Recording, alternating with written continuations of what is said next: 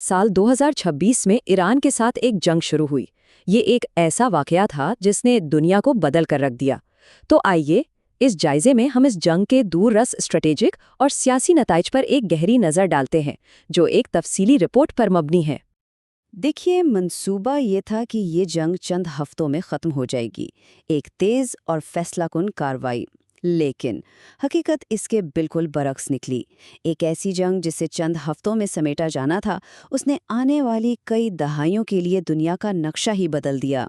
तो सबसे पहले बात करते हैं इस जंग की कीमत की, खास तौर पर उस मुल्क के लिए जिसने इसका आगाज किया, यानी अमेरिका।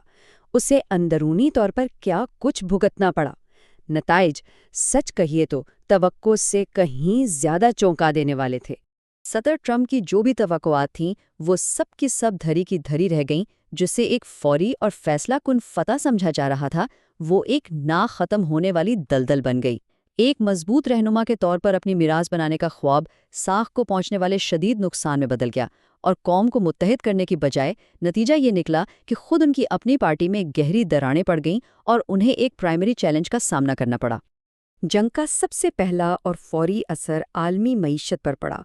जैसे ही आबनाए हुर्मुज़ को बंद किया गया, तेल की कीमतें जैसे आसमान से बातें करने लगीं। $126 फी बैरल।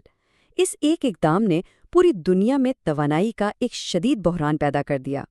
और ये आलमी बहरान सिर्फ हुकूमतों या बड़ी कंपनियों तक महदूद नहीं रहा। इसका असर बराह रास्त आम आदमी की जेब पर पड़ा। अमेरिका में पेट्रोल की औसत कीमत $5 फी गैलन से भी ऊपर चली गई, जिसने महंगाई की एक ऐसी लहर को जन्म दिया जिसने मईशत को कसाद बाजारी की तरफ धकेल दिया। माशी असरात तो एक तरफ, जंग ने फौज के मोराल पर भी बहुत गहरा असर डाला। मशरिक़ वुस्ता में एक और लामुतनाही जंग का खौफ।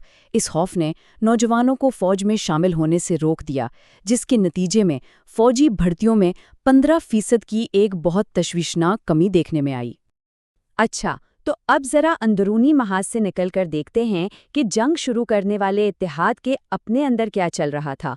वॉशिंगटन हो या तेल अवीव, दोनों जगहों पर शदीद सियासी बहरान पैदा हो गए। इसराइल में जंग के आगाज पर एक कौमी जोशो खरूश की लहर दौड़ गई।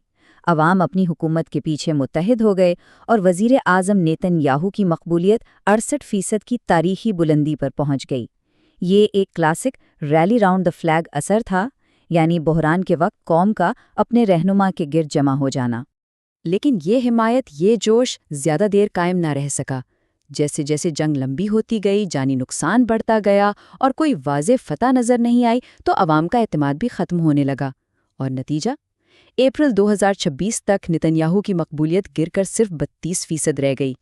अंदरूनी इख्तिलाफात इस वक्त खुलकर सामने आए जब वज़ीर दिफा योई गैलेंट ने इस्तीफ़ा दे दिया और जाते जाते ये इल्ज़ाम लगाया कि नेतन्याहू कौमी मफाद के बजाय अपनी ज़ाती सियासी बका के लिए जंग को तूल दे रहे हैं।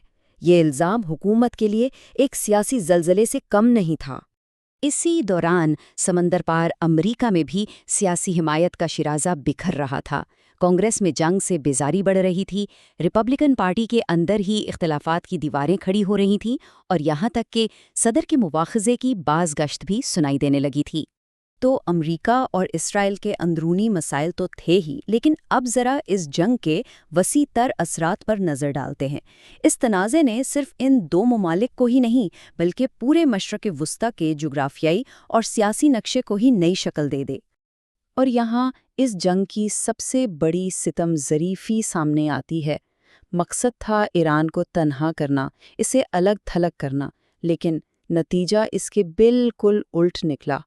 खलीजी रियासतों ने एक बड़े इलाकाई तसादुम के खौफ से अमेरिका से दूरी इख्तियार की और हैरानकुन तौर पर ईरान की तरफ दोस्ती का हाथ बढ़ाना शुरू कर दिया। इस नई हकीकत ने खित्ते का नक्शा ही बदल दिया। सऊदी अरब और मुत्तहदा अरब अमीरात ने ईरान के साथ सिफारती ताल्लुकात बहाल कर लिए, जिससे इब्राहिमी मुआहदे अमली तौर पर बेमानी होकर रह गए। और जो स्ट्रेटेजिक खला अमेरिका ने छोड़ा, उसे पुर करने के लिए चीन और रूस तेज़ी से आगे बढ़े, जिसने खित्ते में अमरीकी असर व रसूख को एक नया चैलेंज दिया। तो इस सारी सूरत हाल को देखने के बाद सवाल ये पैदा होता है कि आखिर में जीता कौन और हारा कौन। आइए इसका एक वाज़िया और मुख्तसर सा जायज़ा लेते हैं। हतमी स्कोर कार्ड बिल्कुल वाज़ेह है। امریکہ کو ایک بڑا اسٹریٹجک نقصان ہوا۔ دوسری طرف ایران سیاسی طور پر فاتح رہا، کیونکہ نہ صرف اس کا نظام حکومت بچ گیا بلکہ اسے نئی قوم پرستانہ حمایت بھی ملی۔ اصل فاتح تو خلیجی ریاستیں روس اور چین تھے، جنہوں نے اس صورتحال سے بھرپور فائدہ اٹھایا، اور جہاں تک اسرائیل کا تعلق ہے تو اس نے میدان جنگ میں کچھ کامیابیاں ضرور حاصل کی، لیکن اس کی جیت ایک پائرک فتح سے زیادہ کچھ نہیں تھی۔ تو یہ پائرک فتح کیا ہوتی ہے؟